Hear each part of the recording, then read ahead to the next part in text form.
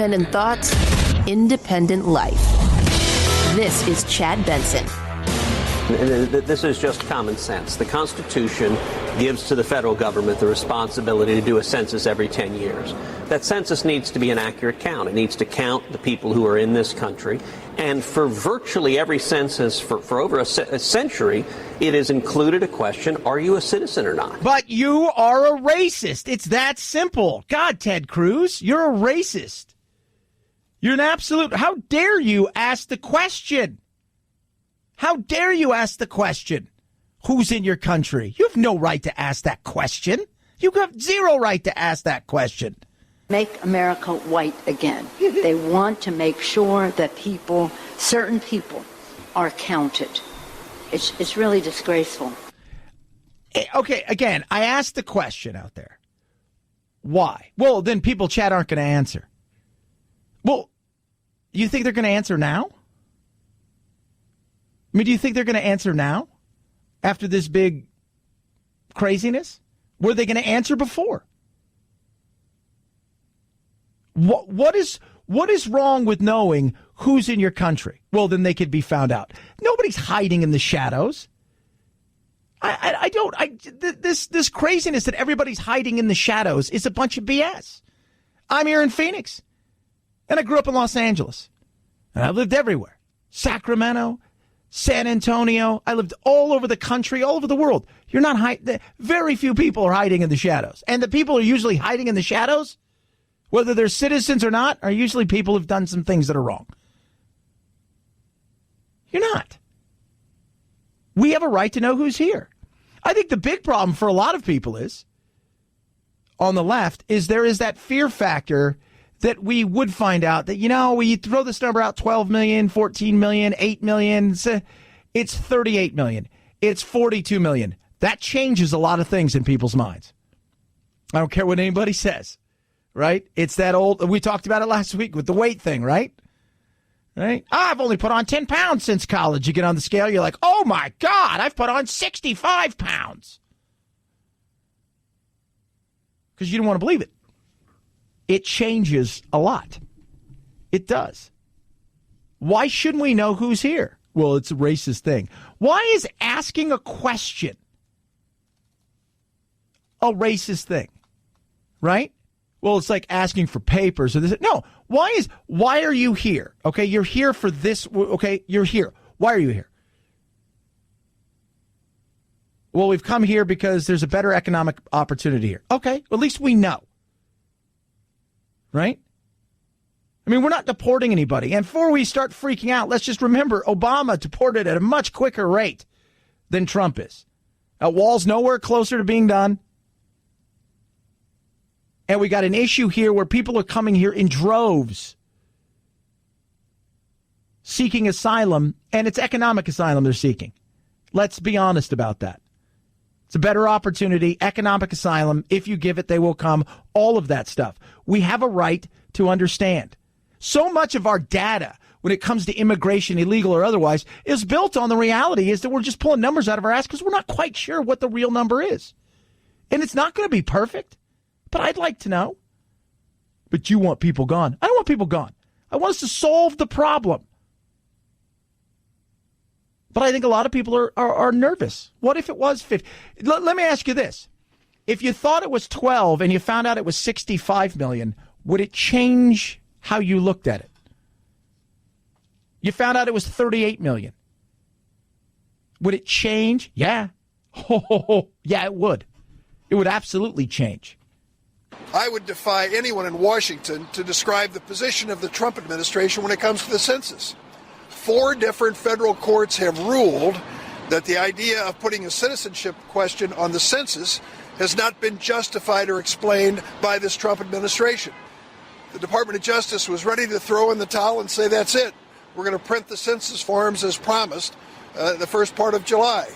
And then came the president's tweet saying that's fake news. We're going to insist on the question. Yeah, well, they're going to try to. And the courts keep saying it's not unconstitutional, but the reason that you want to ask it, we have questions about. We have questions. How about we just want to know who's here? I'd like to know who's in my house, right? I want to evict the bad people, and we can deal with the rest in a way that I think is fair, but we need to have an understanding. We do. And let's remember here, and Dick Durbin talks about it, also why Democrats really don't want it, especially in areas where they have a lot of people that may not be here legally. Remember, it's about the bodies counted, not whether or not you're a citizen when it comes to dollar bills, yo. We now know why the real reason for putting the citizenship question on the census, to discourage Hispanic Americans from answering the questionnaire. Why would they be discouraged? For fear the Trump administration would use that information to investigate their families and possibly deport one of their relatives. If you have a reduction of 5-10% answering the questions, ultimately it means less money for our state, but it could mean fewer people to be counted for congressional districts. Oh, yeah. Again, everybody plays the game. It's like advertising. Want to know what our demographic is. Advertisers want to know what their key is. When advertisers come and they talk to me, they want to know everything. They want me to paint a picture of what is your listener. What does he or she look like? Their income, everything about them. We don't have a problem with that. But this is different because we can scream racism all day long. I just like to know. Not because I want to throw everybody out of the country, because I want to get a good understanding. But remember, I think one of the huge things that the Democrats worry about in a situation like this is, what if it's not 8 million? What if it's not 12 million? What if it's upwards of 30 plus million or 35 million? Oh, yeah, that would change because people would go, that might be a little bit much. That might be a bridge too far for me. 323-538-2423 at Chad Benson Show is your Twitter. You can tweet at us. The other, look, I'm going to talk about this. This guy's a scumbag. Epstein is a scumbag, period, case closed, end of story. Somehow Trump has been brought into this.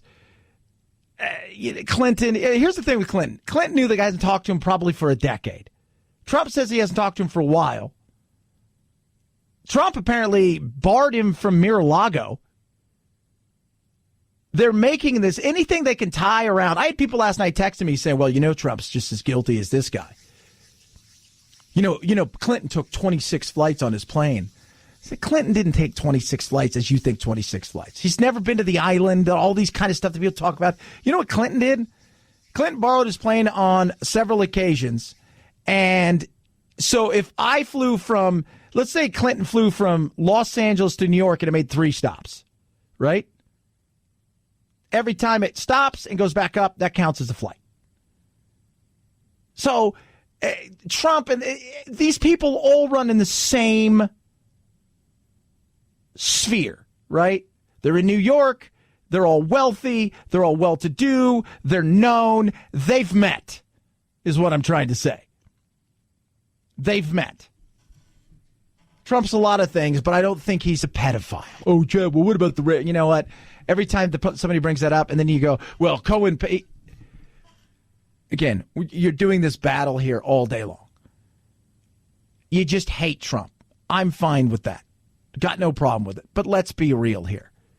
If I thought Clinton or him did anything, they may like young, beautiful women. I don't think they like young, beautiful girls. Well, somebody said last night, well, he wants to screw his daughter. It's like, shut up. You can't deal with somebody like that because your hatred of this man. The big issue is Acosta, the labor secretary. He cut a sweetheart deal behind everybody's back. You know that this guy had 16 months of work release? So he's able to go in and about in Florida, do his business today, came back. I think he had to spend 6 or 8 hours in the facility. The facility that was kind of his own little ward, and the facility where he got to hire his own private security to keep him safe. Miami Herald, I think, took this thing on and has been hammering it day in and day out for a while, saying, how about this? And here's the guilt by association. Had Acosta not been the labor secretary, I don't know how long this would have gone on for. But everybody apparently knew this guy's perpetuance for young women. How young? I don't know who knew how young they were. Are there more people involved? Yeah. Do I think Clinton and President Trump are involved? I do not. I just don't. Maybe somewhere down the line, I'll be proven wrong. And we'll all be like, oh, my God. But this is the craziness. But Acosta's got some stuff he's got to answer for, because the sweetheart deal was the deal that he cut, who gave this guy virtually a slap on the wrist for the nastiness he did. And he is now, this was supposed to be a situation that was done and dusted. But it's been picked up again, and now they're prosecuting him in Manhattan, in New York, as opposed to Florida. And here's the thing. When it comes to federal sex crimes, right? When it comes to sex crimes, it's the only thing where you can bring other evidence in from other cases and things that they've done before to say this is relevant to the case because this person has done something before like this. So he's a scumbag. He needs to go to hell, right? And I don't care who sends him there. But this is the battle that is going to go on here because, again, every time there's an opportunity, people are going to come up and say, look at this guy or that. And the whole scenario, I don't know how many crazy tweets and texts I got yesterday trying to, on both sides, talking about, how scummy Clinton is and the same thing for Trump. And I'm just like, do I think they are the beacons of morality? I do not. Do I think they did anything with this guy? No. I do not. 323-538-2423 at Chad Benson shows your Twitter. A loss in the politics and business world today. I'm going to miss those charts. A paperboy at 8, a billionaire by age 54, Ross Perot's interest turned to politics in 1992. I just cannot, in good conscience, live with myself understanding what we're doing to the greatest country in the history of man. He ran for president twice as an independent, throwing a scare into both parties and winning 19% of the popular vote in 1992. He settled into private life in the decades after his unsuccessful 1996 run, but remained active locally. The $185 million Perot Museum of Nature and Science that opened here in 2012 was named in his honor. He was fun. What was it? Stockdale was his running mate? You remember that? Stockdale was awesome. When they was in the vice presidential debates, and he just was like, why am I here? Nancy! Oh, Perot. There's so many myths around him. The whole Iranian thing when he had EDM, the data thing, and they did that movie about it, but not all of it was true. Hollywood took a bunch of stuff because he did hire a bunch of people to try to go in and get these people out. The problem is the things that they trained for wasn't the place that they were going to go to, but he tried. He's an interesting character. 323-538-2423 at Chad Benson shows your Twitter. You could tweet at us. My pillow, man, I slept great last night. About 6.5 hours of solid sleep. It was awesome. I'm telling you guys, it's a no-brainer right now. A no-brainer. 60-day money-back guarantee. Less than $70, 2 premium pillows delivered to you, free shipping. But you got to act fast, right? Same amazing pillow, 10-year warranty, machine washable and dryable. My Pillow is going to take care of you like nobody's else. How do you get this? Simple and easy. Go to mypillow.com, use the promo code Benson, or call 800-983-4975 and use that promo code. It is their premium pillows. $34.99 a piece. That's $70, less than $70 for 2 of those. Free shipping and a 60-day money-back guarantee. So you try it, and if you don't like it, guess what? Here comes your money. It's that simple. mypillow.com, mypillow.com, promo code Benson. It's the Chad Benson Show.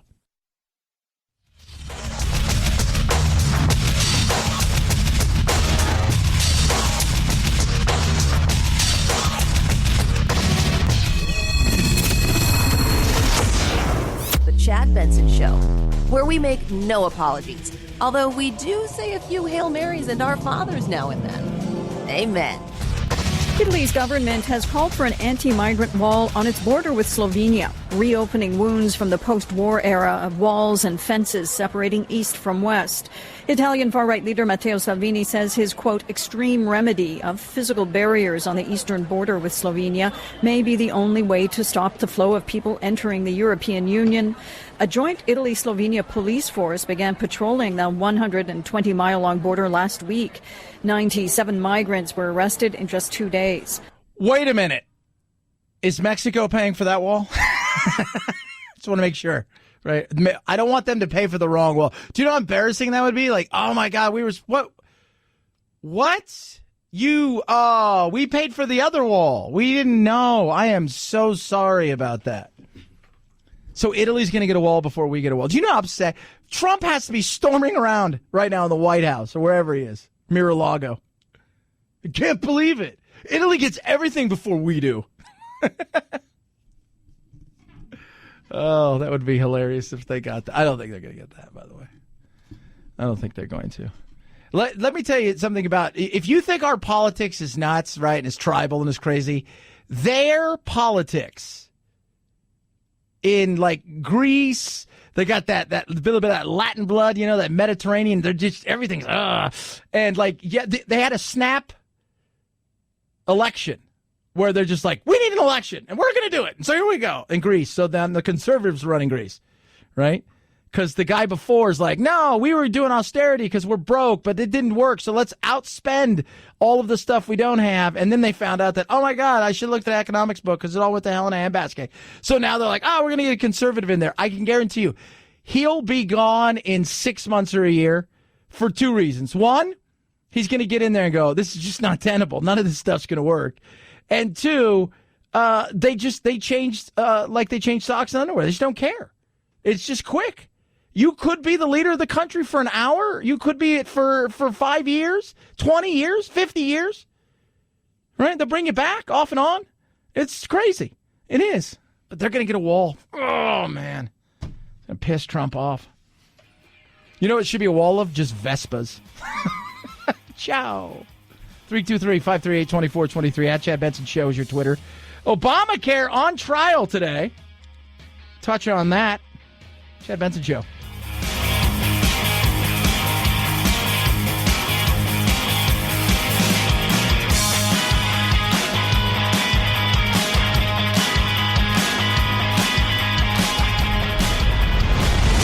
The Chad Benson Show.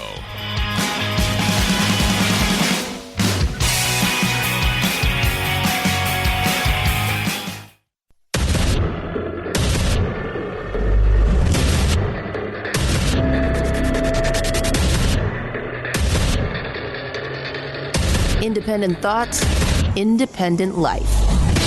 This is Chad Benson. Millions of people's lives, nothing less, are on the line. If the right wing wins the lawsuit, families from one end of America to the other will lose. Lose their health care, lose important pre-existing condition protections, and lose their peace of mind. Oh, God, he's just awful. He's insufferable. But we love him, right? Chuck, old Chucky, baby. Chucky, baby. So today, Obamacare goes back on trial. Remember what I've always said about Obamacare. It was never written to be health care. It was written to be a law. It was written to be challenged in court on numerous occasions and to withstand those challenges. Now what they've done is they're like, look, we may not be able to beat it in its whole, but we can take bits and pieces of it and slowly chip away at it to where once you get one or two things to fall, all the rest of it will fall on its own. Am I a fan of Obamacare? I never was. I don't want government in my business, in the healthcare business, any more than they already are. From overregulation to just the ridiculousness of what we were promised, right? Like, it's going to be great. Like your doctor, keep your doctor. Take that away. I continue to say, what happened to my $2,500 a year savings? I am still waiting for that. And just because it's not rising fast as it was without Obamacare does not say that you're getting your $2,500 a year savings or your $250 a year savings or your any savings. We can do better. Will we do better? I don't know. Not with the crazy partisanship you see in the world of politics right now, because everybody wants to win for their team, not realizing we're the team. We are. You're not the team. The red, the blue, the R, the D. You're not the team. We're the team. You're winning for us.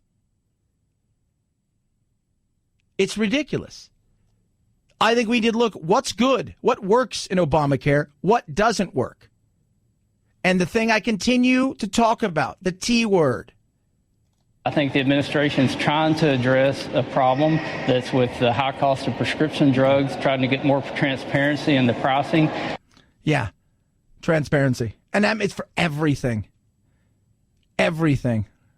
It'd be cheaper right now for you, right, to either go through medical school, or better yet, it'd be cheaper for you to go purchase the stuff, right, wholesale, take it to the hospital and say, look, all I need is labor. I don't need anything else. I brought my own stuff. Even got a kidney. That would be cheaper. I don't know what's going to happen with this. I do know the battle is out there, and this is a perfect example of what people are talking about when it comes to things that matter, right? Nobody's going, oh, Russia, right? Except for a few. And those people are in the Beltway. Nobody is talking about any of this wackiness that they think is important to them, when the reality is we're worried about rising prices. Both sides have failed to do anything. Both sides. One is worried now more about legacy than fixing something that is absolutely broken. And one is just failed at trying to do the things they promised for years, which is repeal and replace with something better. And then you've got a new group now that wants to just say, screw it, we're just going to take it and give it all to the government.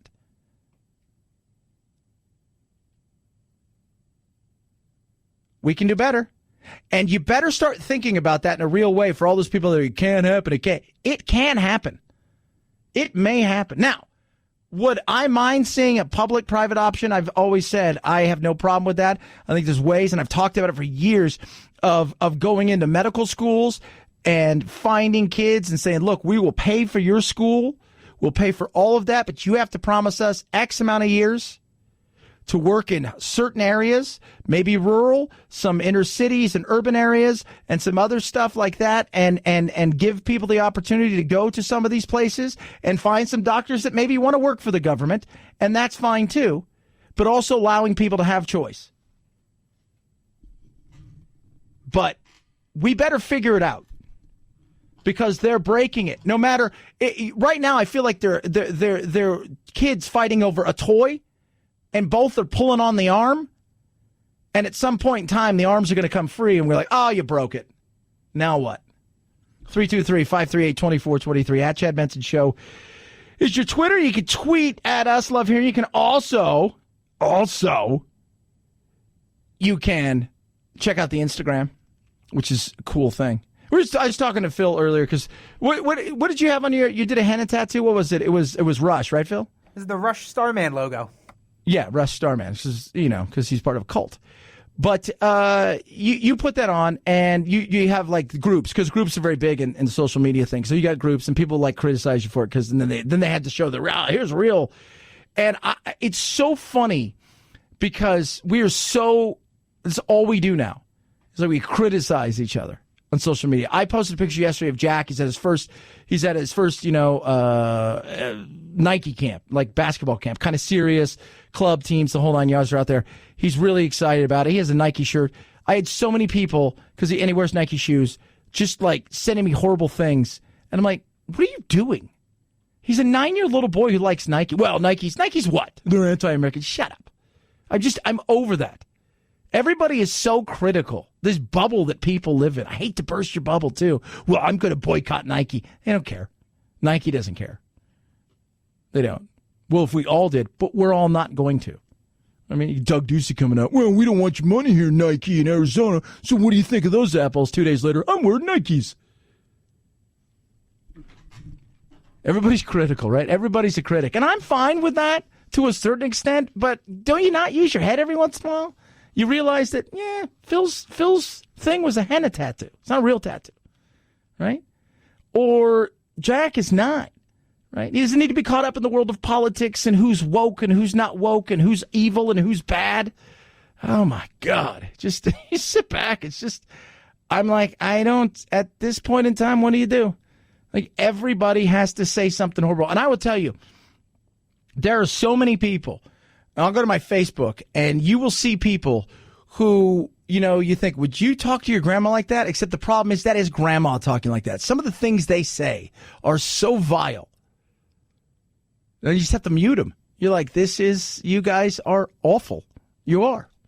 Saying the president should invite them to the White House. Yeah. You know what's going on. What's going on? He's fighting with Rubino. Get over it. That's my argument. I'm not going to the White House. Get over it. If she doesn't want to come, she doesn't have to come. This is America. Yeah. She scored a hell of a goal in that game, her first goal. But bring them. And then he should go and say, hey, U.S. Soccer, you don't want to get on my bad side. Pay these women what they're worth. What a big win for him. What a win for everybody. A little bit naive. It would be great if he did that, but he's not going to do it. I do not know that he's not going to do it. I think he would invite him, but they've kind of made it abundantly clear on all the talk shows I've seen that they really don't want to show up, and they've come out in more than a few occasions. So they're going to go hang out with Pelosi and Schumer and everybody else. And by the way, she scored a penalty kick. It was the other Rose Lavelle scored the good goal, but it's very interesting. You come out and look. I think we can already say, right, like the Dodgers manager has already come out and said, I'm not going to the White House if we win the World Series. Right? I'm not going to the White House if we win the World Series. Why? Well, I don't like the guy. Here's a perfect example of why not go. If you're Megan Rapinoe, go. Have a conversation. Have a conversation. Right? Get a Big Mac, because that's what he serves everybody. Right? Have a conversation with him. Maybe find out that, he's not the worst person, right? Maybe some of that stuff's not true. Maybe you find out, he's worse than I thought. But you never know unless you go. Maybe he'll invite them and they'll all sing Kumbaya. No. What if he invites them and some don't come? And he says, you know what? I don't care. You don't have to come. I'm very happy for the team. And I say to U.S. Soccer, pay them equally. They deserve it. They're our best. Okay, so you may think people at home are going to say, wow, I think he has a right to be upset. If someone said that, like, I'm not going to the White House, I think he has a right to be upset. And if someone says that about me, I'm not sure I would invite them into the place that I was living. Yeah, this is Don Lemon. It's all right to be upset.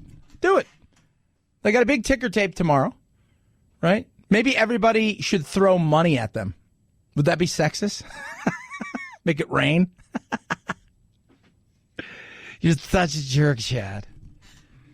They're going to go do the talk shows. They're going to do all the things that they do when you win something big. Again, just like after the Olympics, Ryan Lochte and Michelle Kwan and all of these people that are stars for a nanosecond, minus Michael Phelps, show up, and then eventually you'll see a few of them in like Big Brother 29, and they'll fade away. That's the way it works. Hate to say it. We talked about this earlier. Our two most famous ice skaters. Who are they? Tonya Harding and Nancy Kerrigan. Probably. Why? Because of what they did on the ice? I don't think either of them won, right? Like, I remember Tanya's laces busted. I don't know if Nancy won or not. I can't remember. But I do know this, right?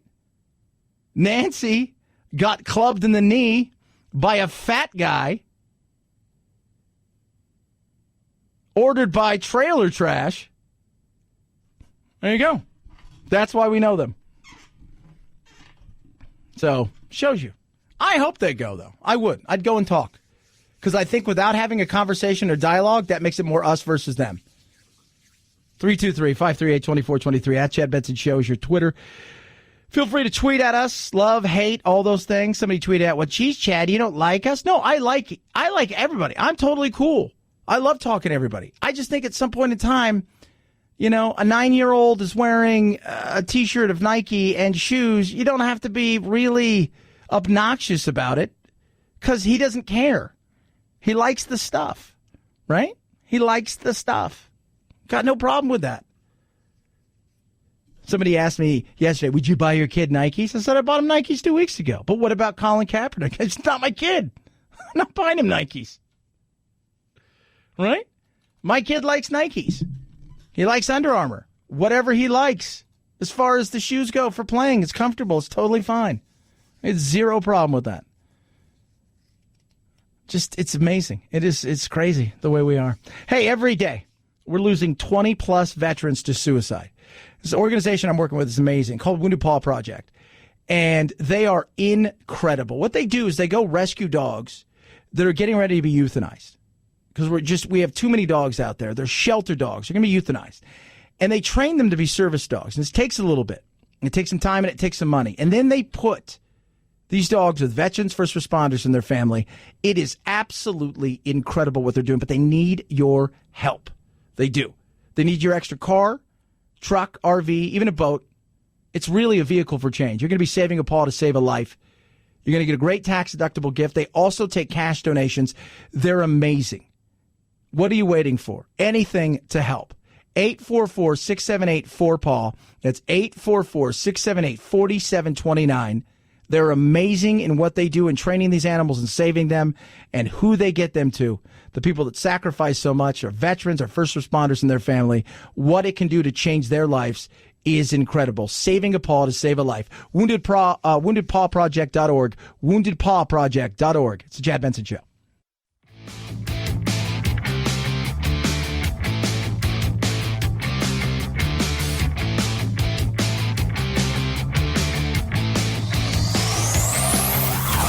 Check out our Chad Benson Show Facebook page where you can hang out or hang your grievances out to dry.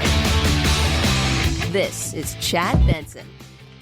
If you already binged season 3 of Stranger Things on Netflix, you're not alone. The streaming service says since it premiered July 4th, 18.2 million households have already finished all 8 episodes. And it set a record, Netflix saying 40.7 million accounts have been watching the show since season 3 dropped, more than any other Netflix film or series in its first 4 days. How many children are you friends with? Now, it's hard to quantify or verify these numbers since they only come from Netflix and they're very selective with what they reveal. But it's safe to say Stranger Things remains a huge hit.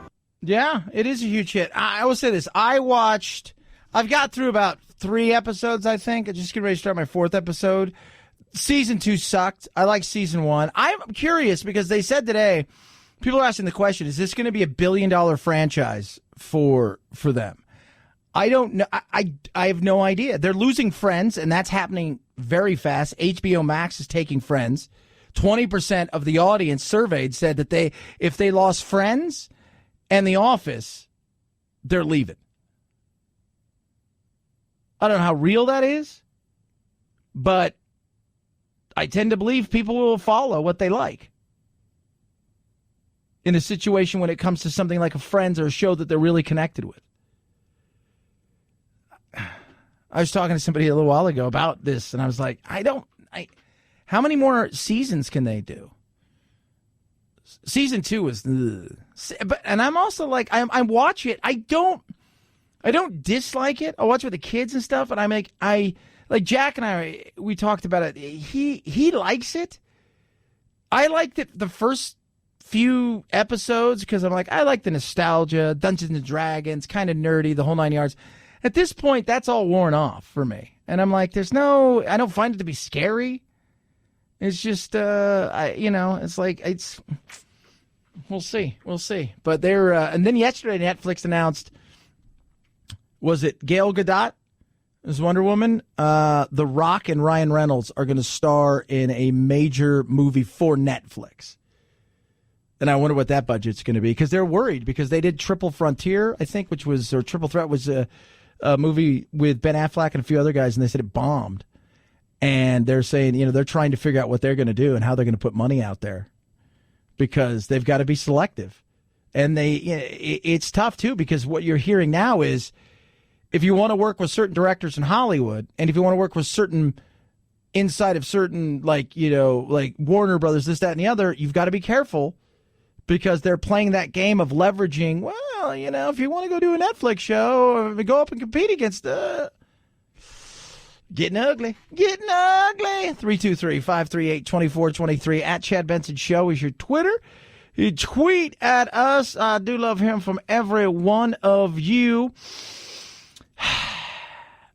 I want to get into it deeper over the next coming day or two, but there is a shooting, and I want you guys to over the next couple days to watch out for what took place in Anaheim, California, and a shooting of a young girl that I think is going to get a lot of publicity. It is going to blow up and get rather big. You have a young girl that apparently was killed, shot by an officer, and apparently they found a gun that turned out to be a replica on her. I'm not saying it's impossible, but I'm saying I find this to be as close to impossible. Like, everybody who's known this girl has come out and said, no. Again, not impossible, but I question this one a little bit more than I question a lot of other stuff. And over the next few days, this thing is I have a feeling is about to get big. 323-538-2423. At Chad Benson Show is your Twitter. Chad Benson Show.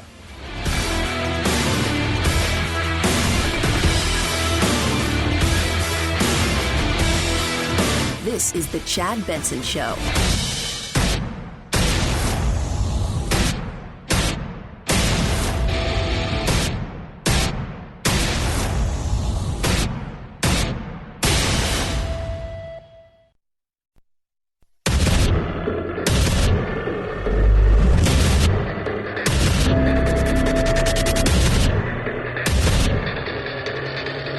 Independent thoughts, independent life. This is Chad Benson. A federal judge in New York has blocked the Trump administration from making a surprise swap out of its legal team in the controversial Census case. Despite a recent Supreme Court ruling blocking the move, the Department of Justice is still working to add a citizenship question on the 2020 census. But earlier this week, it announced it was replacing the team of lawyers arguing to do just that in cases across the country. The judge in New York said that each member of the team looking to withdraw will have to sign a sworn statement with a satisfactory reason why. He's trying everything. I want it on there. Because it's making America white again. Nancy told me. Don't you kind of want to know how many people are here? I mean, are you curious? I'm curious because I continue to think that the big fear, especially on the left side of the aisle, like, I would love it if they said, look, we looked, and illegally there's probably 8 to 10 million people there. But let's just say that's not true. Let's just say there was 35 or 40 million people there. And so the 8 on the low end to 12 to 14 to even 21 million on the high end would be totally wrong, and it could be double that. Does that change people's narratives? I think it does. Are we getting rid of those people? No. No, we're not. Nobody's getting... First of all, none of these people are... I want to get rid of the bad ones. Can we all agree we need to get rid of the bad ones? Can we at least agree on that? Okay, good. Most of you agree. The other ones, whatever. But I'd like to get rid of them. Do I understand why people come here? Absolutely. But, economic asylum, it doesn't work. It doesn't work that way. Right? So, do we understand the politics of it all? Cheap labor. Not only is it cheap because these people can hire people under the table, but at the same time, it keeps wages low. You avoid paying certain taxes, all kinds of things that go along with that. And the other side of things is the opportunity to one day make these people citizens, therefore forever changing the landscape of America politically, knowing full well at that point in time that because of the change of that demographic, Republicans will never win ever again. At least on a national level. Oh, they may have a state or two that they dominate, but that's it. But nobody really wants to take this up, right? And the sense, I have no problem with it. Well, it's racist. Well, why is it racist? Well, it was on there for a long time. Why did they take it off? And remember what it's about, too. I try to remind people. It's also about dollar bills, yo. It's about dollar bills. We now know why the real reason for putting the citizenship question on the census, to discourage Hispanic Americans from answering the questionnaire. Why would they be discouraged? For fear the Trump administration would use that information to investigate their families and possibly deport one of their relatives. If you have a reduction of 5-10% answering the questions, ultimately it means less money for our state, but it could mean fewer people to be counted for congressional districts. Yeah, that's what it's about. Right? That's what it's about. In the end, you can stack your district and you could have, okay, we only have 1 million voters in this state, or, 300,000 people in this district of where people can vote, but we're also going to be getting a lot of money. But based on that, we've got 600,000 people here, 500,000 people here. So we're going to be getting money on 500,000, not the 300,000. It's about, but we're going to be drawn in a way where they're going to count, even though they can't vote, this districting as if this is how big it is. So we may need another person to represent us. It's a game. Nobody's serious about it. The only thing they want to do is play grab ass, use every opportunity to fire back at one another, saying, you need to fix the border crisis that you created. And the other side's like, you need to get in there and vote for the things we want so we don't have to do these kind of things because there is a problem. Nothing's getting fixed. But I don't have a problem with the census. I don't. I think we should be able to ask the question. We should be able to know who's in our house. We should. It was racist. It's not. People find race in everything. It's not racist. But this is something I'm okay asking the question. Do I think it's going to happen? I don't know. And by the way, for everybody's like, look, he's been shot down before. They shot him down in a way, it's like, well, you could ask the question, but not for the reasons you gave here. Essentially, go back to the drawing board and come back with a real reason why you want to answer this. And the Republicans they'll screw it up the whole way. They'll fumble it all the way to the goal line. 323-538-2423 at Chad Benson Show is your Twitter. You can tweet at us. Love hearing from you. Ross Perot died today. He was an interesting character, right? And when you look back in history, right? You go back and you look at history. It's very interesting where he came in for the craziness that he was. And he was an odd bird, right? Dana Carvey. The charts, right? Admiral Stockdale is his running mate who had no idea but he was an independent. I think people forget that. Think about how much he got vote-wise. And he was a weird kind of I'm in, I'm out, I'm in, I'm out kind of independent. Maybe we need an independent. He was a self-made billionaire, a pioneer in the computer services industry, and twice an independent candidate for president. H. Ross Perot was diagnosed with leukemia in February, and his family says that a massive secondary infection the next month nearly killed him. But he fought the illness and continued to clock in at his office every morning. Last month, he celebrated his 89th birthday. Now the family confirms that Ross Perot has died. Yeah. I think he got 12% in 92. What would 12% do now? That'd be interesting. For whoever ends up being the character that's running against Trump. I still think Biden has the best path to beat Trump, but his hardest race may be the economy and getting out of his own parties through his own party's primaries. He's not woke enough, and they want that. My thing for Biden is, and I try to explain this to people, Biden may poll a certain way, but wait till the primaries. Wait till they start to get to the point where they're going to the primaries. And because as we all know, people could shout from the top and they could scream and yell, and some people with the bully, the bully pulpit and the loud, microphone screaming and yelling, that gets a lot of that attention. But when push comes to shove, and I think when push comes to shove, he'll have the money to have to stay.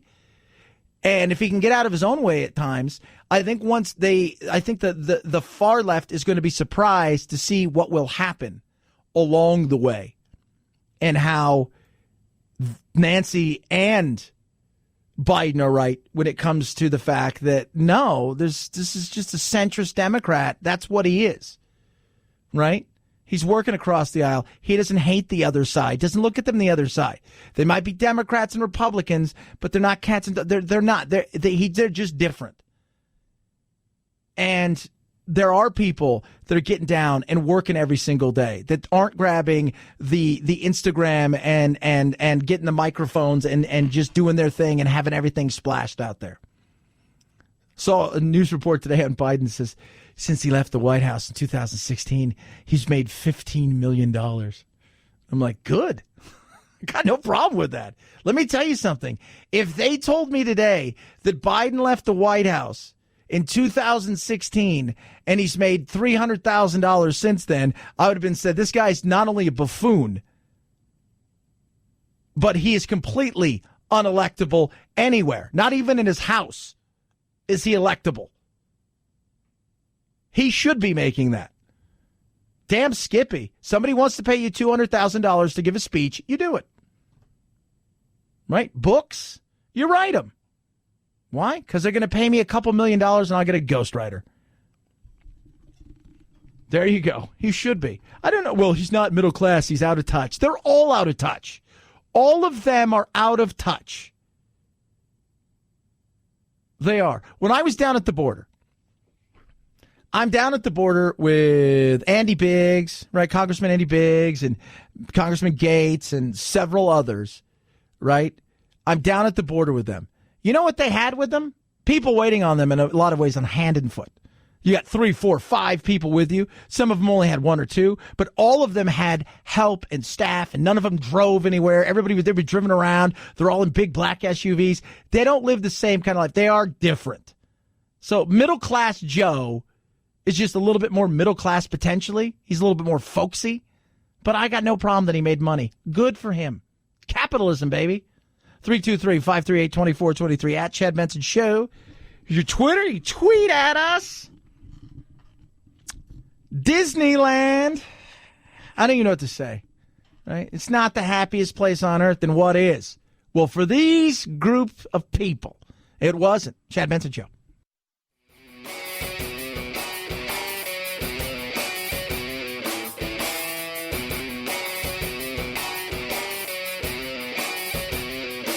Being antisocial sucks. Hang with Chad's friends on Facebook, The Chad Benson Show. And if you just need some alone time, head on over to Twitter at Chad Benson Show. Either way, we can't wait to meet the real you.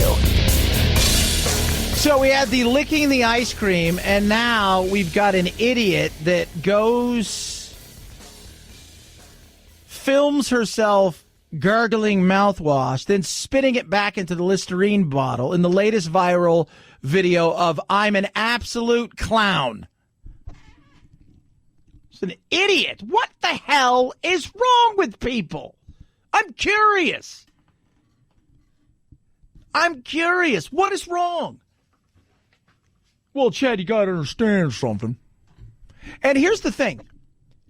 Even if it's a joke, right? Like you go and you tell the manager, hey, we're going to make this go viral. I'm going to buy this and then I'm going to replace it. We're going to do it. Just something stupid. What it does is it gives other people who are also stupid the opportunity to then show the world how stupid they are because they get bright ideas. I mean, you do realize, was it like a year plus ago, we were talking about the fact that they had to lock up Tide Pods so kids didn't eat them or do something dumb with them. I mean, it's just so bizarre. Oh my God. I don't know. I don't get it. But viral matters. and something has gone viral in the happiest place on earth. This was the scene last night in Toontown when an argument between family members escalated into a full-on brawl. We watch as a woman spits in a man's face, setting things off. He retaliates by punching her repeatedly, later punching other women. Moments later, that same man accuses another female relative of hitting his mother. He then brutally attacks her, knocking her to the ground, punching her repeatedly. Shouldn't hit a woman at all. We know that. Shouldn't hit anybody, really. I always try to explain that to people. It's just like, well, you can hit anybody. No, you couldn't. Spitting on human beings is the most vile thing. In the soccer league I used to play in when I was in Southern California, I lived there and I got older and I just wanted to run around. But if you spit on somebody, you're banned from the league for life. You were never playing in that. It's just a vile, vile thing. But what happens, right? So they're at Disney. How do you get to the point where you're like, I'm at the happiest place on earth, right? And it's not, right? If you've ever been to Disneyland, it's not the happiest place on earth after a while. It's a place where it's hot and you're standing in line for hours and you're battling people and you're shoulder to shoulder and it's more a competition than it is anything else. And you're walking aimlessly from one ride to another, as much as I love Disney. But it's a battle. Sometimes you bump into people. It gets a little heated. But then you spit on somebody. What? Anaheim police responded and interviewed family members, but officers say none of the victims cooperated with them, and they were escorted out of the park. Police became aware of this video tonight and say they're now pursuing a criminal case. In a statement tonight, a Disney official said, quote, "These people will never be allowed in the park. Knock your ass out, you come back here again. Who do you think you are? Hoo-hoo! I can't believe this. You're lucky Walt's not here. Woo! A few drinks in him, he'd have come down there himself. Backhanded you? Mickey, what's wrong? I'm just saying. I get it. No, you don't. It's my house. You're not fighting at my house.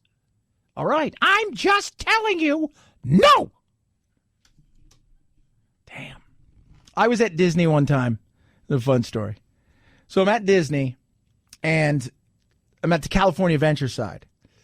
Cell phones had just really started to come out, you know. I think like BlackBerry was big at the time. And like where everybody had them. And something happened on the roller coaster, the California, roller coasters. It's a big one they have over there, the wood one. And it was pretty. Something happened. There was a little bit of a crash, a wreck, and it was semi-serious. They cordoned the area off. Everybody around there, including family members, weren't allowed to get to their kids. This is how button up Disney is. People around there, they came and were snatching the phones up from anybody who were trying to take pictures or anything like that.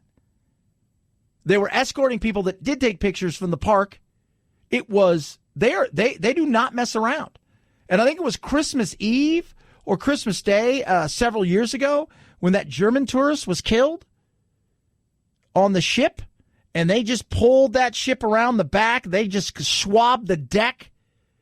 They had everything done quietly. I think the wife was knocked out. She woke up in a hospital. Her husband was dead. And by the time the police came, everything had been cleaned up. Yeah, Disney don't mess around. Ho ho, we do not. Happiest damn place on earth. It doesn't come cheap, and it ain't easy. 323-538-2423 at Chad Benson Show. Chuck Collins, interesting character, is going to join us next. We're going to talk about inequities, inequality in America. Chad Benson Show.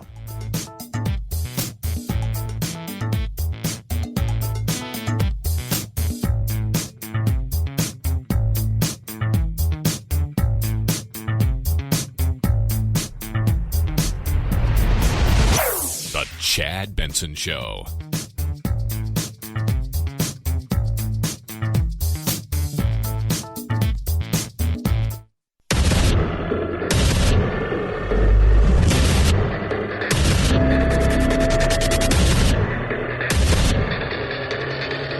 Independent thoughts, independent life. This is Chad Benson. I like smart people, I like interesting people. I try to get people from all walks of life, from all political spheres to come on the show. And I'll be honest with you, I was just telling Chuck here that it doesn't always happen that way. And people always ask me, why don't you get more people on the left side of the aisle on? I ask everybody to come on. Don't care.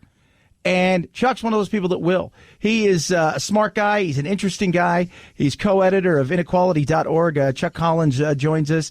And Chuck, I saw you a couple weeks ago on I think you gave it a speech last month. I forgot where it was at, but it was very interesting. And you said something that was so amazing in there. It says, you know what? You were talking about data and how data doesn't change minds, but stories do. And I thought, I've been saying that forever. We live in a world where feelings and emotions will override facts every single day. No, I hear you. And I appreciate you inviting me to the conversation. And I think part of it is I am one of those people who has studied the data, but I've come to appreciate that what people are trying to search for is meaning through the data. You know, what does this mean?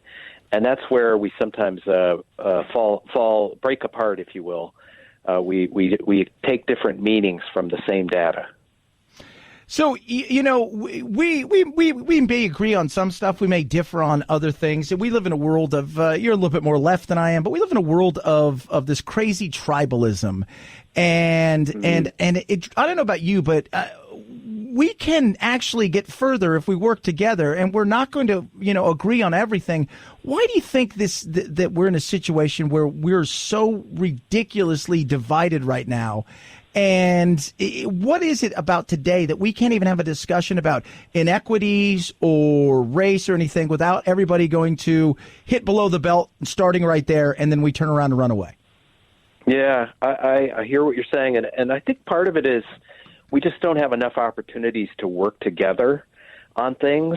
I spend quite a bit of time in a rural little community in Vermont, which has both liberals and libertarians and back to the landers and cowboy ranchers, and when it comes to town meeting, when it comes to like working together on building a better community, everybody pulls together, and the little ideological rifts really fall apart, or they become a source of curiosity and humor when we have work to do together. So I think that's the problem. We just don't have enough opportunities to do that and see each other as full people. Yeah, I think that's absolutely correct. And unfortunately, everybody seems to either want a label or wants to label somebody, which I don't think that does us any good either. Talking to Chuck Collins, co-editor of Inequality.org. So let's talk about this. One of the things you talk about all the time is fair taxation. And I always ask everybody, where is the fair, what's the fair taxation? Because I've got friends who are uber wealthy, and I will tell you this right now. They joke, you could tax me at 100%. I'm not going to pay that. We all know that. And I'm always I was trying to tell everybody, you're mad at the tax code. You're not mad at what people pay. They are only going to pay what they have to pay. Well, I think you're right in that the very wealthy, it becomes optional because they have more ways of moving money around and hiding it. Most working people, I'm thinking like the 90% really, most of our income comes from earnings, and it's kind of hard to hide it, just because the government is watching our paychecks and taking out as we go, whereas the very, very wealthy have more opportunities to game it. So I guess when I think about tax fairness, I do think, particularly the last 30 years, the wealthy, and what I would say are the top 0.1%. So people with incomes over $2 million have seen their tax rates just keep going down, down, down, both because of policy and also because of hiding their money. And I think that's where it's become unfair. So if those folks paid their fair share, I think we would be in better shape. Now, what is the fair share? That's the one thing I was asking. What's a fair share force somebody to pay because, and this is where, because we don't want to stop innovation and growth. And when we think about, I always talk about everybody, the 1%, the 2%, the reality is a lot of people out there that are quote unquote 1% or at 5% or 10%, small business owners, things like that, where I like the corporate tax rate, the way that they did it, because I think we need to be a little bit more competitive comparatively to the rest of the globe. But at the same time, I didn't think we needed to touch all of the other taxes. We could have given the middle class a tax cut. I would have been totally fine with that. We didn't need to touch the well-to-do. But what is that fair taxation when it comes to you? Should it just be a flat tax at 30% and we stop any of the deductions? I mean, how do we do this? Well, I think for starters, it would be great if each segment paid roughly the same. I think that the very wealthy disproportionately benefit from the public investments we make in society. So I support the idea of a progressive tax system where if you're in that top 0.1%, you're going to pay a higher percentage of your income than someone in the bottom half. And because its impact is going to be considerably less. And because, and I can speak as somebody who grew up, in the 1%, even though we talk about the takers and the makers or whatever, the people at the top disproportionately benefit from our property rights system protections and foreign policy and the whole bit. But we're not even there, because if you look at taxation, state, local, federal, the bottom fifth pays about 20% of their income, and the top fifth pays about 25% of their income. So we have kind of a flat tax.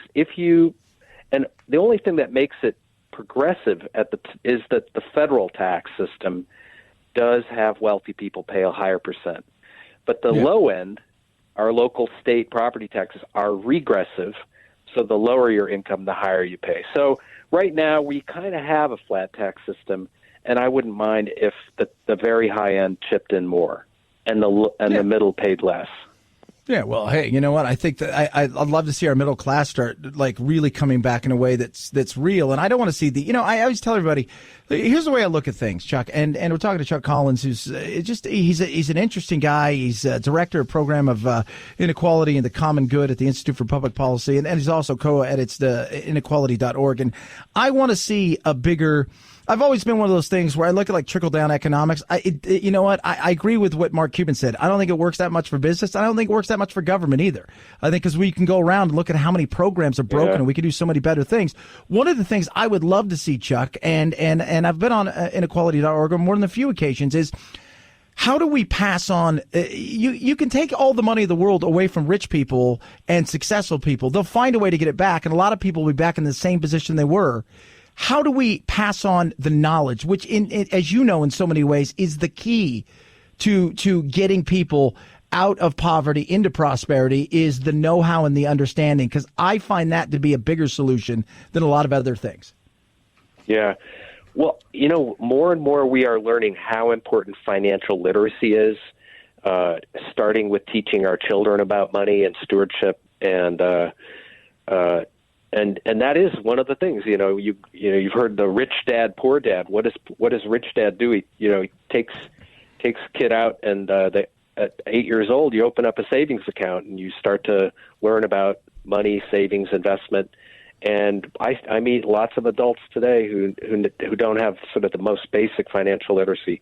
So, and it's almost worth as much as a college degree these days, because we live in such a predatory environment. There's whether you're looking at a student loan or a credit card, or just how much is taken out of your various bills and surcharges and fees, you got to get smart. We all got to get smarter to defend what little income we have.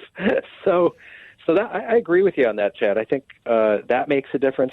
But I think what built the middle class, say, after World War II, was this combination of private action and public investments. Whether it was low-cost college, public infrastructure, low-interest loans to build housing. I have a bunch of relatives from Ohio who bought their farms with a 1% 40-year farmer's home loan, and that launched them onto the wealth-building train.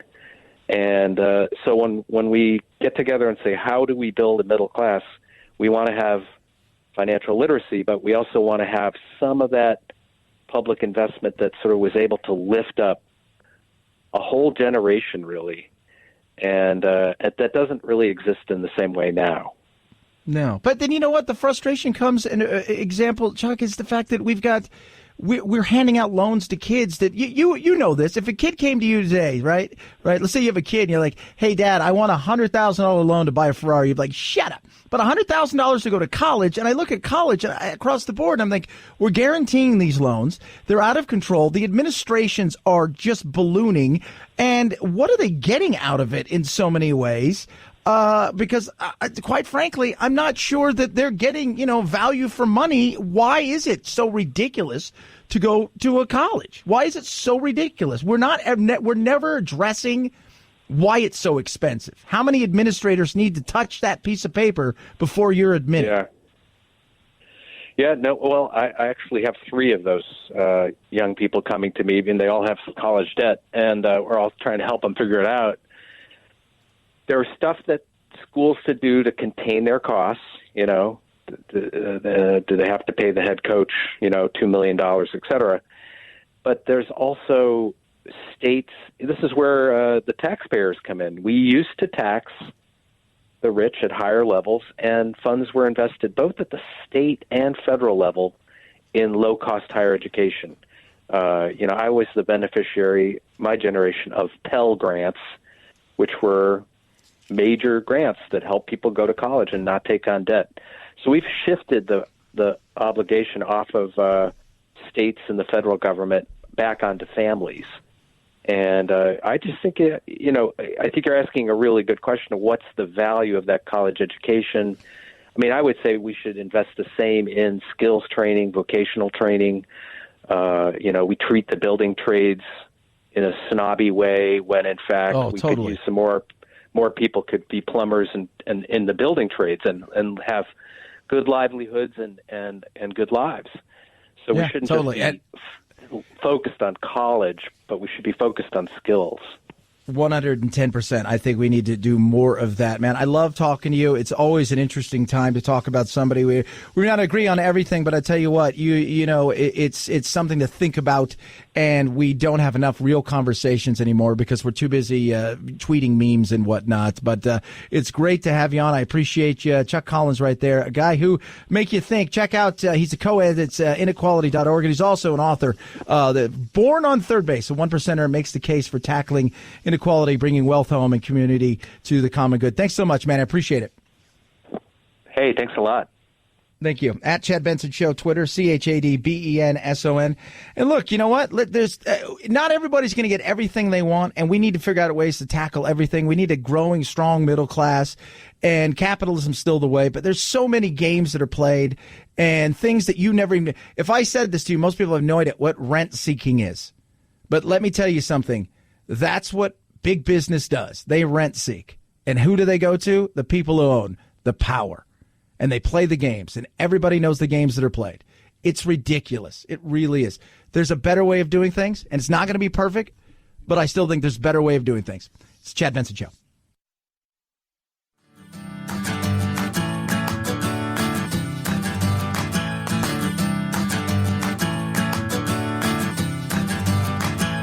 Running with scissors sounds great compared to this. Say what? Coffee with a splash of skin may soon be off the menu in Everett. Today, a panel of federal judges ruled baristas' First Amendment argument of freedom of speech was unsupported, saying the baristas, quote, had not demonstrated a great likelihood that their intended messages related to empowerment and confidence would be understood by those who view them. What? Wait, I would like my hot cocoa with a splash of bikini. But no, cannot have that. Now, I don't know if you, and I was just talking to producer Anthony. He says, I just don't get it. I said, here it is, Anthony, and everybody who doesn't understand. Pretty girls in bikinis serving you anything is kind of a moneymaker. I hate to break it to everybody. That's the reality of it. And Anthony says, so if you go get your haircut at a place and the girl's prettier and maybe she's a little bit more blessed, a little more chesty or whatever. I mean, I said, look, the whole goal. The better looking you are, the more opportunity you have to separate somebody from their money. Am I correct, Producer Phil? Can I get an amen? Amen. There you go. That is the reality. That is another part of nature messing you up. The ruling in the Ninth Circuit Court of Appeals would allow the city of Everett to enforce a dress code that ensures workers citywide wear at least a tank top and shorts while on the job. Shannon Garrett. Hey, what are you having? She's a barista at a non-bikini stand in Everett. No, there's too much other stuff going on that's not appropriate. She says the industry is better off without bikini baristas. Coffee started in Seattle. I just don't want to be represented like that. Coffee did not start in Seattle. I didn't want to be referenced. I don't like that. I don't. They wouldn't hire me anyways. So there's one bikini coffee place right across the hotel I stay at. So I'm in town usually a couple nights a week rather than make the long drive. And they right next to not too far from the Starbucks where the cops got kicked out in Tempe, there's one of these bikini things. And we drove through one day. I'm like, okay, this was all the hubbub, and it was not the A-team. But I don't get it. It's just, it is what it is. And I don't drink coffee. But I was telling the guys earlier, I have a friend, Tano. It's his nickname. So everybody calls him. And he's like, one day he's like, dude, I'm going to go get my haircut. You're going to come with me. I'm going to get your haircut. I'm like, dude, I don't want a haircut. We go to this place, and it's girls in bikinis cutting hair. Why? Why do Hooters work? Right? Because that's what it is. It's sex. There you go. Why did girls go see Magic Mike? For the acting. Shit. I just think it's silly. And if I was them, I'd say, fine, all right, here's the deal, girls. Cut off shorts, right? You got to wear shorts. So we're going to cut the hell out of those things to your pockets. The longest thing is going to be your pockets. And you got to wear a tank top. So we're going to get you all schmediums. We'll go from there. 323-538-2423. At Chad Benson Show is your Twitter. You can tweet at us. Man, I'm telling you, the more I hear about Kevin Spacey and all the stuff that's going on, the more I'm starting to realize that I do believe that a lot of this stuff is going to go south fast because he's already got one gone. And now it looks like more and more coming closer to being dismissed. A stunning blow for the prosecution in the case against actor Kevin Spacey, as the man accusing him of sexual assault took the witness stand Monday, appearing for the first time in public, initially answering questions under cross-examination. The accuser then started invoking his Fifth Amendment rights during a line of questioning about whether he had deleted text messages and if he knew it was illegal to do so before turning evidence over to law enforcement. And you never know. Right? Tariq Hill, the football player who everybody was hammering on, and he did this, and he beat his kid, and all this stuff came down. Well, they released an 11-minute conversation with him and his ex, and let me tell you something, it changes everything, and people are like, whoa, wait a minute here. He was essentially hung, drawn, and quartered in public, paid the price for it, only to find out maybe it's not all real. Do I think Kevin Spacey did anything? That's what the courts are for. But the court of public opinion is always first. Chad Benson Show. This is the Chad Benson Show.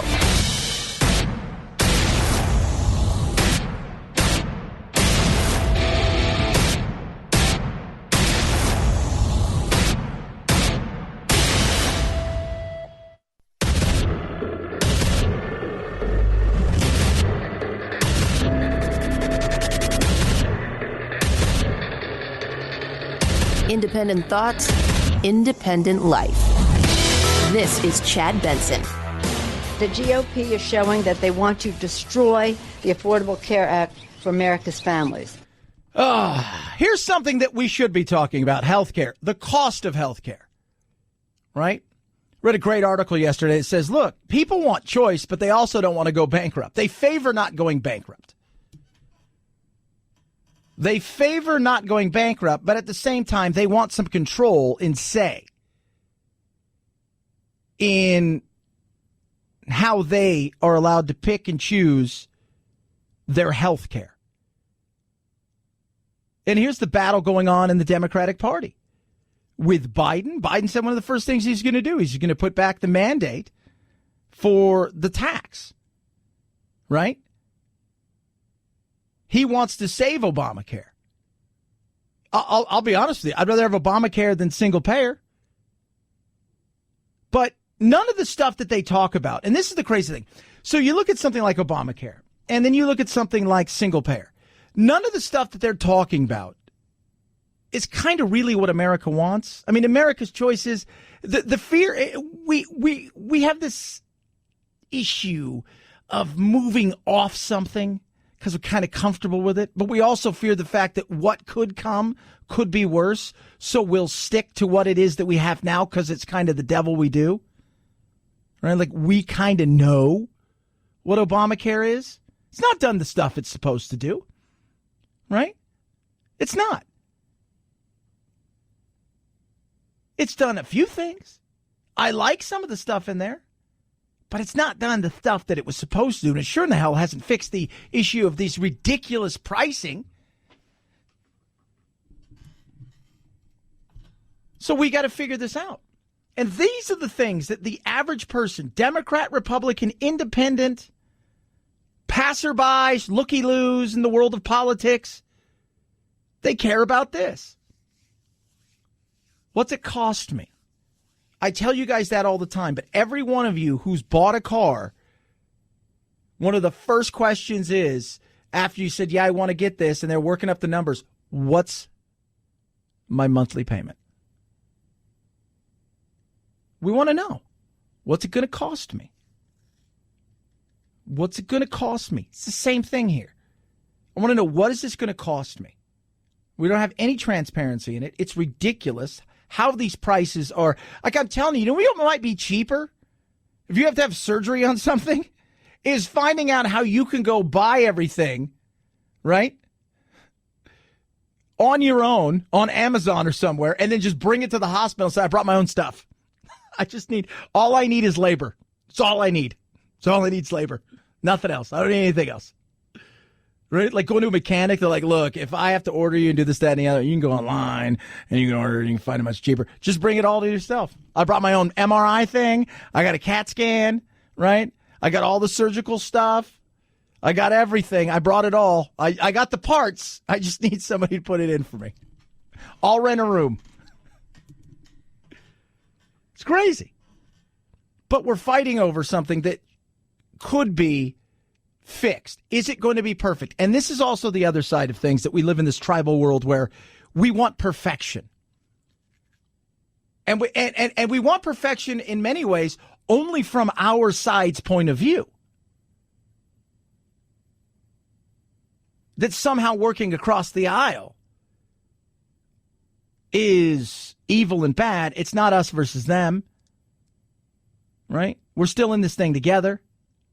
So it's not going to be perfect. But if it's 70% better than what we have now, I'm up for listening. And the ACA, I'm not a fan of it. I always said once government gets in, they're going to try to get deeper and deeper.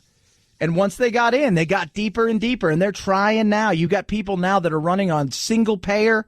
You have some who are like, look, give people opportunities to choose. Don't kick them off their health insurance, especially if they're happy. But then you got other people that are like, they want that. Give them that. Okay, good. But then you've got other people who are like, no competition. Just this. And that scares me. It does. 323-538-2423 at Chad Benson Show is your Twitter. You could tweet at us. Love hearing from every single one of you. So Biden is, he's going around doing his Biden thing, being entertaining, him and Jill hanging out. And this I just thought was funny. I'm looking forward to this, man. You walk behind me in a debate. Come here, man. No, you think you know me too well. I mean, the idea that I'd be intimidated by Donald Trump, he's the bully that I knew my whole life. He's the bully that I've always stood up to. He's the bully I used to make fun when I was a kid in the stutter and I'd smack him in the mouth. That's who the bully is. And he's coming for him. He's coming for him. He's ready for a fight. This is where middle-class Joe has to go if he's going to try to get a opportunity to face Trump. And I'll tell you why. Because in the end, no matter how much you see and the money that's raised, and I love yesterday how they just, Kamala Harris and Elizabeth Warren's raised so much money, more than Joe Biden, and they never talked about the fact that Pete Buttigieg raised the most money. They never even brought him up. But let's remember this. Eventually, the primaries are going to become primaries. And people are going to vote. And I think that's when the wake-up call for the extreme left is going to come. I could be wrong, but I could be right. That's when it's going to come, where people are going to go, wow, so-and-so seemed to poll really well. So-and-so seemed to have all of these things going for him. So-and-so seemed to be all of this in a bag of chips, and the media loved so-and-so. But in the end, Muddlin' Joe, just hanging out in the middle, just doing his thing, is the guy that's grabbing the victory. And that, to me, is something that I think is going to be, that's when we'll really start to see it. And the other thing, we're talking, yesterday, so we got Tom Steyer, who sent, how many emails a day do you get from a producer, Phil? At least one. Solid. He's running on impeachment, I guess. He may even impeach himself if he wants. I don't know. He's very excited about impeachment. So he's running. So yesterday, Swalwell jumped out. I don't know if he jumped. He was pushed. And then now Tom Steyer's in. And I told Anthony, I said, what's going to really happen is in these debates that we see going on now, because there's so many of them, you can hide. You can hide in these debates, right? You got 30 seconds, 60 seconds. You can hide in these debates. When it thins out and your time goes from 60 seconds to 90 seconds to 2 minutes, you can't hide anymore, right? Like if you're a boxer and the ring, the rounds are only 30 seconds and the ring is huge, if you're not good, you can run and hide. If the ring's a little smaller and they're 3 minutes, you can't hide. You'll eventually be found out. And I think the good news is once they start dropping like flies, which they will after this next one, you'll start to see then as it thins out and we get down to 5 or 6, whose ideas stand up and whose ideas are just bumper sticker. 323-538-2423 at Chad Benson Show's your Twitter. You can tweet at us. Make America white again. They want to make sure that certain people are counted. It's really disgraceful. Is it really disgraceful? And I want to know, right? Like this is my thing. I want to know who's here in this census because I think we have a right to know, right? I think we have a right to know who's in our country. Well, Chad, that's racist to say it's our country. It's our country, right? The United States of America, whatever you want to call it. I think we have a right to know. Not because we're going to throw everybody out, because as we all know, that's not happening, right? That's not happening. It's not. We're not throwing everybody out. Nobody's hiding in the shadows. It's just not. I would like to know. And I think, you know what? There is this trepidation from the left that, what if it's 38 million? Oh, that'd be uncomfortable. Oh, hell yeah, it'd be uncomfortable, right? Wouldn't it be? Just a smidge? What if it's 40 million, 45 million instead of 12, 8, 17, 21? But what if it's like 35, 40 million people? What if 10%, 12%, 14, 15% of the population was here illegally? That changes a lot of people's mind. People are like, well, it wasn't so bad at first, right? You know, but now it's a little bit much. I don't find it to be racist. Other people can read race into anything. Anything. You'd be like, that's a nice red shirt. Oh, really? So you don't like Native Americans? You're like, what? Where'd you get that? I mean, it's you can find race. We talked about it yesterday. Right, with Colin Kaepernick and the flag. You can read into anything if you want to dig deep enough. Because it's how you take it. But we should have a right to know. For a lot of reasons. Because what if, you've got states like California and cities that stack the deck and they're welcoming. Understand that bodies, not citizens and residents, get dollar bills from the feds. So it doesn't matter if they're here illegally or legally. Well, it should matter. Because that takes away from other places. And I think we have a right to ask the question. The way that they've gone about it, the way they've explained it has been at best childish and clumsy, but we damn Skippy should have a right. It's not a racist thing. My grandfather from Mexico speaks with the thickest accent. Has zero problems with this. Thinks we should have a right. We should know what's going on because he thinks the numbers are really skewed. And they may be. What if it's 3 million? People go like, we're overreacting for nothing. But what if it's 45 million as opposed to 12 or 15? And again, the numbers aren't going to be perfect or accurate. But I think it's a fair question to ask. 323-538-2423 at Chad Benson Show is your Twitter. You can tweet at us. Blink! Maybe we should put some blink cameras on the border. Maybe that would work. Chad? Yeah, Blink's incredible. They really are. It's amazing what you get with Blink. One of the things so we've got these XT2 cameras, right? They're the outdoor ones, and you've got a two-way talkback, and it's really awesome. You see the kids come and go. You can see the person that drops off your packages. And if there's weird animals outside, or if there's a bad person out there, right? Path of least resistance. You ask a burglar, why did you pick that house? And so we knocked on the door and nobody seemed to be home, right? Well, if you seem to be home, that's a great thing. And if you can capture them, especially porch pirates, right? That's amazing. It really is. They got the Blink smartphone app. You get a video clip, two-way talkback feature, starts at less than $100. It's so easy to set up. You have no idea how easy it is. Wire-free, sets up in minutes, couple AA batteries last you 2 years, and again, totally affordable. Thanks to Blink, home security just got easier. Visit blinkprotect.com/Benson, blinkprotect.com/Benson, blinkprotect.com/Benson. Blink's cameras are available at Amazon and Best Buy. Blink's an Amazon company, and it works with Alexa. Chad Benson Show.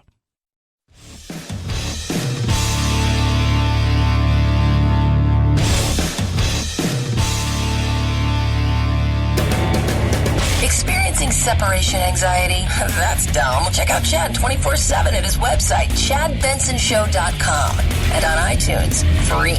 The Chad Benson Show. Never feel lonely again.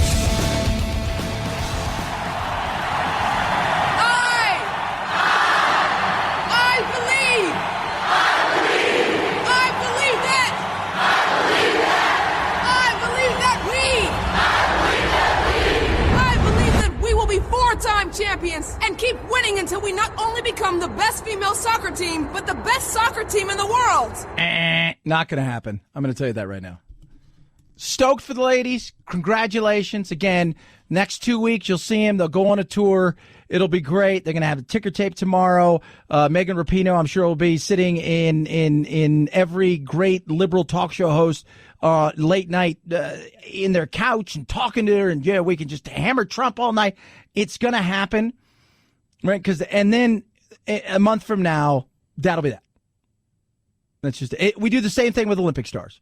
Last night, I was trying to name Olympic swimmers outside of Ryan Lochte and Michael Phelps and Mark Spitz.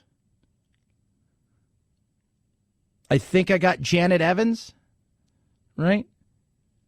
Name me Michelle Kwan was an ice skater, right? And Nancy Kerrigan. Let's be real. We know Nancy Kerrigan. And who's the other one? Who's Tanya Harding? We know them because of what happened. It had nothing to do with ice and all to do with a white trash trailer ice skater trying to break her competition's knee. But we do this in big events, and it's exciting. They won. But let's, I got to be honest with you. And you're probably going to hate it. Things like, we're going to be the best team in the world. No, it's just, that's not the reality of it. Right? And that a whole generation of girls and boys will go out and play and say things like, I want to be like Megan Rapinoe when I grow up. There's not a boy out there going, I really want to be like Megan Rapinoe. I want to be the greatest women's soccer player of all time. Well, you just have to identify as it. I'm stoked for them to get a ticker tape. We'll see how big that ticker tape parade is. That should be interesting. I'm sure there's going to be a ton of people out there because anytime you don't have to go to work is a good time. I've never been to one of those parades to celebrate anything for any championship team. I don't even know if I was on the team if I'd want to go. That just seems like a lot of people. I just want to is it easy parking? Do I get on the bus right here? How do we go about doing it? Is it going to be a long time? I got other things. 323-538-2423 at Chad Benson Show is your Twitter. You can tweet at us. We were talking earlier. Somebody said they texted me and said, hey, I'd be willing to pay 10% more for health insurance to the government, 10% taxes. Would you pay, say, an extra 20%? So maybe raise your taxes. Let's say you make, $100,000 a year. Would you pay 40% in taxes just for the federal, then your state taxes? And if we had to levy a 25% sales tax nationwide on everything, would you be willing to do that? A lot of people, it gets quiet. Again, it sounds great till you find out how the sausage is made. And then you're like, let me think about that. 323-538-2423 at Chad Benson Show is your Twitter. Crazy story at Disneyland. Mickey Mouse will join us. Talk about what took place there. Some people can't take them anywhere. Chad Benson Show.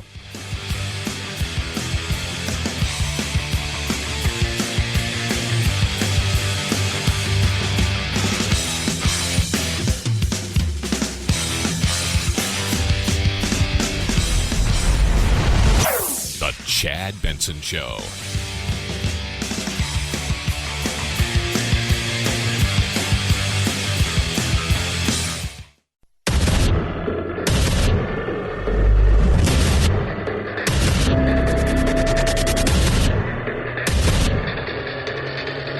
Independent thoughts, independent life. This is Chad Benson. If they found more pictures with children, if they found more evidence, that could be additional charges. We're not talking about just additional evidence in connection with this case. That could be more charges against Jeffrey Epstein. That right there is Dan Abrams, live PD host, who also happens to be a lawyer. Smart dude. Talking about this nut job who is a sick SOB called Jeffrey Epstein. And he has already been convicted of sex crimes in Florida, right? So he's been convicted of sex crimes. I'm going to paint this picture. Chad's playing to you really fast. Here we go. Epstein, bad guy, from New York, runs in powerful circles because he's a big hedge fund guy, has a lot of money, philanthropist, is friends with all kinds of muckety mucks. You name it, he knows them and they know him. Why? Because they've met. Clinton at one time had, I think, a friendly-ish relationship. You know, people say, oh, they were best. They weren't best friends, right? They weren't. They weren't. They knew each other. They were close acquaintances at best. Do I think that Bill Clinton had anything to do with this? No. But Clinton flew on his plane. Clinton flew on his plane essentially 4 times. No, it was 26. No, it wasn't. I'm going to paint this for you. If you fly from here to New York and you stop 5 times, every time you stop and then go back up in the air and then take another stop and then go back up in the air, that counts as a flight. All right? So, really, it was, and I don't even know if he was on the plane with them. And the few times that I think he was, the Secret Service was there. There were other people there. So I don't even think he's been to that St. John's Islands or whatever. So I'm not going to entertain it. We know that Clinton loves the ladies. Well, but what about Trump? Trump said something nice about him in 2002. Right? But then apparently he kicked him out of Mar-a-Lago for some inappropriate things that he had said. And they weren't pals anymore. They weren't friends really anyways. Again, they had met. They're wealthy people in New York. You're probably going to run into somebody. We've met. Do I think Trump's done something? No. I know. Now, the guy that's the labor secretary, Acosta, he cut the sweetheart deal in 2007 that gave this guy, this Epstein guy, who is sleazy and scummy, the opportunity to essentially fly under the radar. He sealed it so nobody could see. Not even the victims knew that the deal had been cut. He did 16 months of soft-ass labor where he got to spend the night 8 hours a day in the facility, and the other parts of the day, the other 16, he was able to spend at his office and doing other things. He hired his own security to protect him. He thought he got away with it. Miami Herald and others push. The Acosta thing brought it up again because he's labor secretary, and people were curious about this because you were the guy who cut the deal at Florida at the time. We want to know what happened. And now what seems like this is, the double, this double indemnity. We're going to come after. No, it's not. What it is they're trying him now and these indictments are in Manhattan, not in Florida. And here's the thing about federal sex case. Things you've done in the past, they can talk about them in this case. When it comes to sex crimes, it matters. This guy's a scumbag. Do I think that, I'm sure there's a picture out there somewhere of O.J. and Clinton and O.J. and Trump. Do I think that they're also killers? No. Do I think O.J.'s a killer? Allegedly, maybe not. I don't know. Probably. Yeah, I'm going to go with yeah. Whatever. I mean, it is what it is. But the craziness today and the craziness of watching people like sending out things. Did you see this? And they've changed the Wikipedia and this, that, and the other. I'm like, no, they haven't. I've done any of this stuff. Right? I mean, I just sit there, it's crazy. Attorney Brad Edwards, who represented several accusers of Epstein, asserted in court documents that Epstein was barred from Trump's residence at Mar-a-Lago after he sexually harassed an underage girl.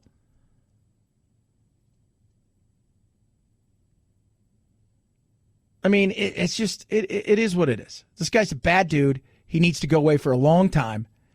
People will try it because they want to be in their tribes and right. They're going to go, oh, my God, it's because of Clinton. And it's because of... I don't think any of them did anything. Do I think they like the ladies? Yes. Do I think they're they should climb on a moral mountain somewhere and preach it? No, I do not. Clinton or Trump. But do I think they're guilty of riding on the Lolita Express and dating underage girls, no matter how much people want? Oh, what about this? What about... Just shut up. You don't like them for whatever reason, Clinton or Trump, you're going to find a reason, right? But the guilt by association, don't buy it. 323-538-2423 at Chad Benson Show is your Twitter. You can tweet at us. But, Chad, you could be wrong. Could be. But then show me. And not on some wacky, weird website. Right? That's like, super conspiracy theory, red state, blue state, green state.org / double hyper super colon. No, doesn't work for me, kids. Doesn't. Not even the Magic Kingdom was magical. This was the scene last night in Toontown when an argument between family members escalated into a full-on brawl. We watch as a woman spits in a man's face, setting things off. He retaliates by punching her repeatedly, later punching other women. Moments later, that same man accuses another female relative of hitting his mother. He then brutally attacks her, knocking her to the ground, punching her repeatedly. Toontown, not to be confused with Toonerville, which is a place where there is real gangsters. But Toontown is in Disney. Happiest place on earth. And what I love is the fact that everybody takes out their phones. Know this. If you're in public and you do something horrific, stupid, asinine, whatever it is, embarrassing, it's going to be filmed. It's going to be caught on film. It is going to be shown to the globe. It's not over, though, kids. Mickey's going to join us. Anaheim police responded and interviewed family members, but officers say none of the victims cooperated with them, and they were escorted out of the park. Police became aware of this video tonight and say they're now pursuing a criminal case. In a statement tonight, a Disney official said, quote, this is awful. Not the happiest place. I want them gone. You can't take some people somewhere, and I love the fact that once the police showed up while they were fighting with each other, what happens from there? Oh, yeah. Oh, we never did anything. Oh, it wasn't us. We're not going to talk about it. They were screaming for their lawyers. I'm out of here. Sons up. Mickey. I know, right? Awful. I tell you what, Mr. Toodles would come over and slap you in the head. How dare you do that? We got people stealing crap from the brand new Star Wars thing, and then you're doing this. People are fighting. This is not the happiest place on earth when you act like that. Oh, my God. It's just embarrassing, right? But look, here's a perfect example of more just asinine, embarrassing thing. And I don't think people care, because I can guarantee you those people are like, well, we're viral. Some of them are like, we're viral. It's better to be viral than not be viral. Then you've got this poor SOB, right, who is, I guess, trying to get in his buddy's complex or something, and go see him. And you've got this dad who's harassing him. And then you got this poor kid who's like telling his dad, oh, Dad, no. And just like, oh, my God, you just sit here and shake your head. Everything goes viral. Now you're in your time being recorded. Great. But I'm recording you right now, and you're going to be the next person. You're just going to be the next person on TV. Just remember that. And you have your son with you. That's why I asked you if that's your son. It's better. I will delete this. Please go. Listen to your son. Daddy, go. It's the better. I agree with him, Daddy. It's the better. So he's like, filming this guy, calling the police. He's got his kid there saying, Daddy, please. And I always, and I told the guys, I said, for sometimes I don't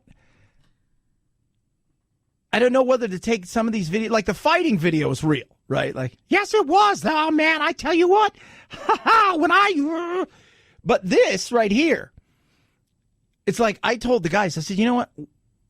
I could get Jack and somebody else, and I could get somebody to film it, and then we could do it, and then we could, get it to go viral, and then we could say, we've totally pranked you guys. We want to see what it is. I don't think that's what it is, but that's because of the fact that I can't believe everything anymore, because everybody's so full of crap, Jesse Smollett. Do you see what I'm saying? But this, I felt horrific for the kid, though. It's like, Daddy, no. Yeah, he's actually here. Yeah, go ahead. I'm recording you. He refused to identify himself. Yeah. And now he's filming me. Look at you. What is he doing? Look at you. Stop filming Look at you. Take your phone away from me. If you touch me, I'll fucking take your phone. Take your phone away from me. Okay, no, I'm not doing any of that. Now you're going to be, now you are online forever. Yeah, forever. And you're going to be known as that guy. Right? You're going to be known as that super racist guy. And for what? And your poor kid, man. I just felt horrific for the kid. I was sitting there going, man, that's just awful for that poor kid. It's just, I just don't think I could ever do that, right? Like if I saw something bad going on, I would address the situation. But I see it all the time. Where it's like somebody shows up and they'll call the police. I'm like, really? What? Because they're black and we don't know them. I'm like, really? Now, in saying that, at my old complex, they wanted to call the police on me when I was swimming one day. I was all tatted up, which I am still, by the way. And they think I live there, like I couldn't afford to live there. And then they were like, are you a drug dealer? I'm like, no, but thanks. You think? Idiots. But it's, and I'm like, no, I'm in a rock band. And now I'm going to talk about you tonight in front of 1 million people. But this is like happens, like the lady that calls, well, somebody's at a barbecue. I don't know if you should be here. And now you're out there forever. It is just a joke. What do you, and you know what? Again, some people don't mind that they go viral for whatever reason. And I feel bad for this kid. I do. I feel bad for this kid. Oh, my God. Speaking of viral, so yesterday, did you see that thing, Producer Phil, that Anthony sent us of was it Kendall Jenner? Is that the one? I did. Doing the bottle cap. Is this is some sort of challenge now where I have to kick a bottle cap off something? And I'm watching it, and the whole time I'm thinking, I can see her ass. Did she do something? But it shows you that they have just a different life than we do. Right? They're in some Greek island somewhere, and she's kicking a bottle cap being held by somebody who's got like, they're holding like, some sort of who knows what it is, some $300 a bottle of wine or something. She's kicking the cap or something off of it on her jet ski in slow motion. Oh, my God. If somebody was filming me trying to kick a bottle cap off in a jet ski in slow motion, let me tell you what happened. I'd probably kill the person holding the camera filming you do this because the jet ski would go out of control. 323-538-2423 at Chad Benson Show is your Twitter. You can tweet at us. Teeth, they're vitally important, right? People say, hey, the eyes are the doors of the soul. Yeah, well, you know what? I can't see those eyes because I'm staring at your teeth that are all mangled up and you look like a shark. That's where Candid comes in. They've got orthodontists licensed in your state, right? What they're going to do is they're going to show you that as you get older, your teeth move, right? They're not as bright and white as they used to be. They're not straight, and you're thinking, I might get braces. Nobody wants to see adult braces. Nobody does, and they're expensive. Candid's like 65% less. Candid's like, look, we're going to put together a plan for you. It's a 3D plan. We're going to send it to you. We're going to show you what in 6 months you're going to look like with brighter, whiter, straighter teeth, and we're going to do it for less. And you're never going to have to come to an office. What? Yeah, that's how amazing Candid is. Again, 65% less than braces. So you're going to be saving thousands. So this is what I want you to do. I want you to check it out for yourself. They're amazing. They really are. Go to candidco.com/Benson. You're going to save $75 off right there. That's candidco.com/Benson. Candidco.com/Benson. It's the Chad Benson Show.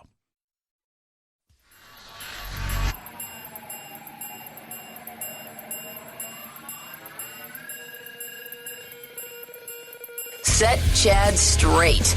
Text the show, 323-538-2423. That's 323-538-CHAD. Someone has to do it.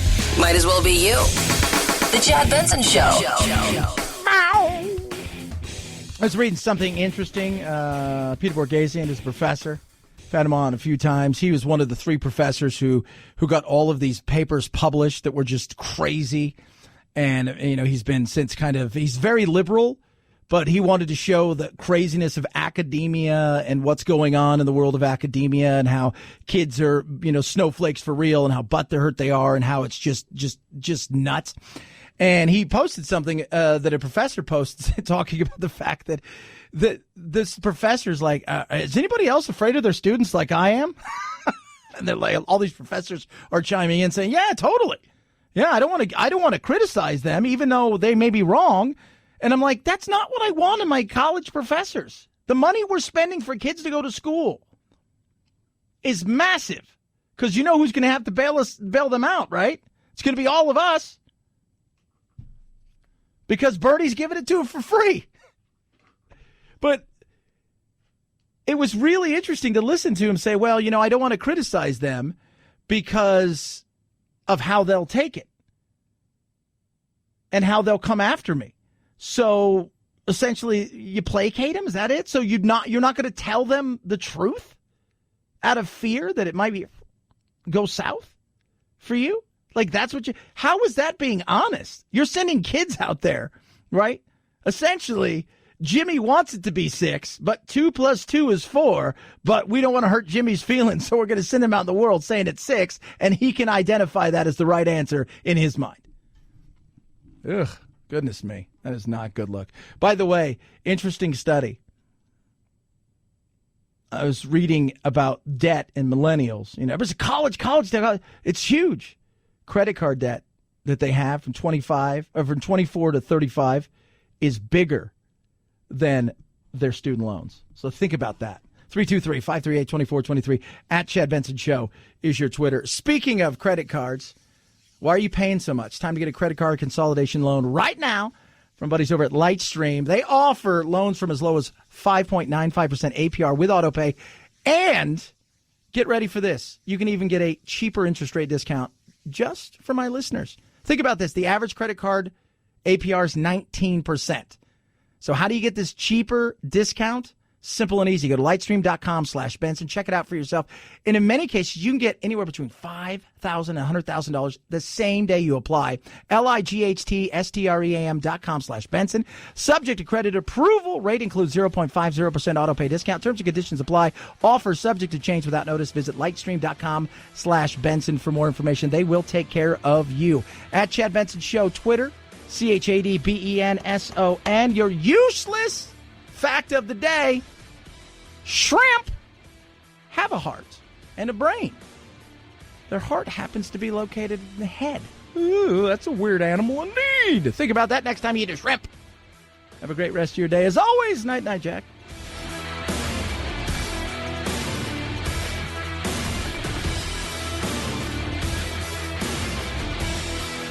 This is the Chad Benson Show.